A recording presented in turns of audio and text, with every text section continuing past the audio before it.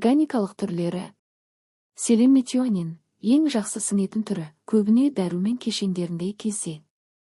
Селен цистеин, табиғи тағамдарда болады, тиімді әрі қауіпсіз. 2,2.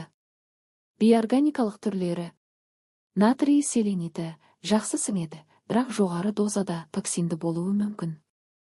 Натрий селенаты органикалық түрлерге қарағанда сәл нашар сіңеді, бірақ тиімділігі жоғары. 2,3. Табиғи көздері, тағамдар. Бразилия жаңғағы селенге бай ең танымал өнім 100 грамда 1900 мың. Балықтар, тунец, сардина, лосось.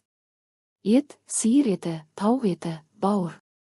Жұмыртқа, сүт өнімдері, ірімшік. Дәнді дақылдар мен тұқымдар, асқабақ дәні, күнбағыс тұқымы.